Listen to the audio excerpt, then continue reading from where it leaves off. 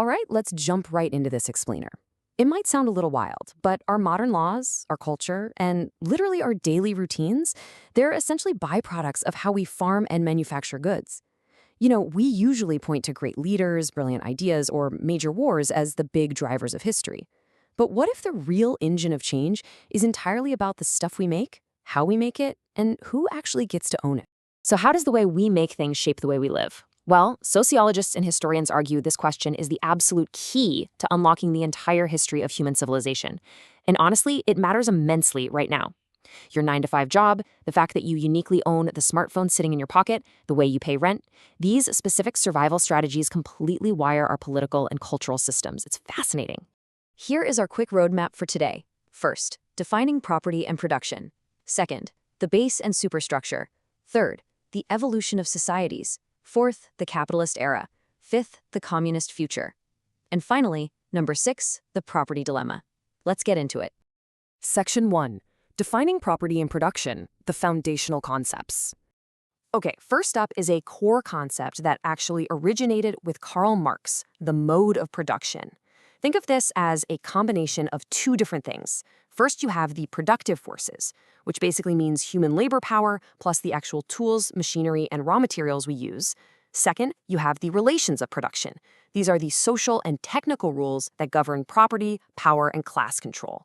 So put simply, a mode of production is essentially a society's overarching survival strategy and exactly how it organizes its people to pull that strategy off. Now, our second core concept is property. You might just think of property as physical stuff, right? Like a house, a car, or a plot of land. But sociologically speaking, property refers to the rights and duties of one person or group against everybody else when it comes to a scarce good. And these rights are backed by the state and enforced through legal institutions. So property isn't just the physical object itself, it's this invisible web of legal and social rights wrapped around that object. Sociologist Kingsley Davis actually hit the nail on the head here. He noted, "It is thus exclusive, for it sets off what is mine from what is thine, but it is also social, being rooted in custom and protected by law." It's pretty wild when you really think about it. Claiming ownership is fundamentally a community act. I mean, you can't just declare you own something without the rest of society agreeing to actually enforce that claim. Moving on to Section 2, the base and superstructure, the building metaphor of society. I want you to imagine society as a giant building. The economic base, which is made up of production, labor, and technology, is the solid concrete foundation at the bottom. Everything else is the superstructure, acting as the roof and walls that are held up by that foundation. This superstructure encompasses our laws, our religions, our politics, and even our art. We see this all the time in our modern world, right? Think about how the internet became our new technological base. Suddenly, our entire superstructure, copyright laws, global politics, how we consume media, it all completely shifted to match it. Basically, the way we survive dictates the way we organize. So, how does this societal building actually change over time? Well, it happens in a continuous, almost inevitable cycle. First, technology improves. That suddenly makes the old societal rules and property relations obsolete. This creates intense friction, which sparks internal class conflict. Eventually, the old system just completely breaks down or gets overthrown in a social revolution, clearing the absolute way for a brand new mode of production that actually fits the new technology. Section 3, the evolution of societies. The historical timeline. Marx observed a very distinct progression across human history. He noted that humanity transitions through different eras whenever our technology basically outgrows the current rules. We move from the Stone Age's primitive communism into the ancient societies of classical antiquity, then into the feudal mode of the Middle Ages, and finally into the capitalist mode of the modern era. Let's track this incredible evolution step by step. In primitive communism, hunter-gatherer bands had very limited technology. Since everyone merely produced enough to survive, there was no surplus, no exploitation, and hunting grounds were held in common by everyone. But as agriculture and data processing tools like writing developed, we see the Asiatic or tributary mode emerge. Think of monumental structures like pyramids being built by forced labor under a theocracy. Advancing further, we get to the ancient mode. In places like Greece and Rome, you had advanced agriculture and trade, but it relied on a ruling class owning human beings through slavery. Finally, when centralized empires fell apart, authority localized into the feudal mode. Land became the primary means of production, controlled by decentralized lords, with peasant serfs legally tied to that specific land. As you can see, every major leap in our capability completely rewired human relationships and labor rights. As these societies became more complex, so did their classifications of ownership. We developed a clear division between private property, which can be individual or collective like a corporation, and public or common property. This branching system became absolutely crucial as we started transitioning out of feudalism. Section 4. The Capitalist Era. The Age of Commerce. So capitalism emerged as free towns grew, and those old feudal privileges were replaced by a cash nexus. And this was a radical, world-changing shift.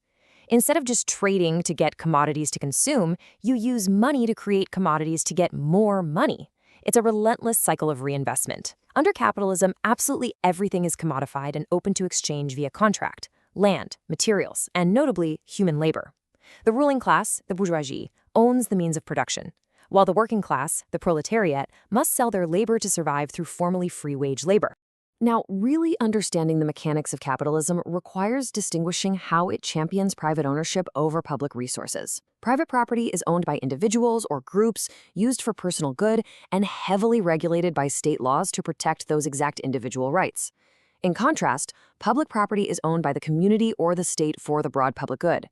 Capitalism deliberately shifts the balance toward the private side of this equation to fuel that continuous engine of economic reinvestment we just talked about. Section 5. The Communist Future. The Theoretical Next Step. But, according to historical materialists, the capitalist engine isn't the final destination of history. It will also evolve due to its own internal contradictions. Marxist theory outlines a theoretical next step consisting of two stages. First, a lower stage, often called socialism. This acts as a transitional period where individuals receive back from society exactly what they contribute in labor. But the ultimate goal is the higher stage, pure communism. This envisions a radically different mode of production where extreme technological abundance ends the need for the private ownership of scarce goods entirely. It involves the theoretical elimination of classes, money, private property, and even the state itself. The guiding principle would be, from each according to his ability, to each according to his needs. Section 6. The Property Dilemma. Weighing the Evidence. To wrap up our analysis impartially, let's look at the sociological pros and cons of private property driving these massive historical shifts. Sociologists note that private property definitely has major advantages. Going all the way back to philosopher John Locke, there's the natural right argument, the idea that property is a natural extension of a person's labor into the objects they actually produce. It's also highly effective at providing powerful incentives. It ensures people maintain control over their gains, driving the motivation to work. Furthermore, it provides vital personal security against instability, and many argue it encourages social virtues like family affection and generosity. Because, let's face it, you simply can't be generous if you have nothing to give. Conversely, sociologists document very clear disadvantages. Private property, particularly under capitalism, can lead to systems that prioritize sheer profit over human well-being.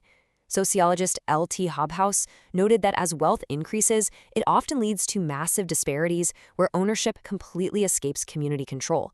Just think of modern multinational corporations that wield more influence than some sovereign nations.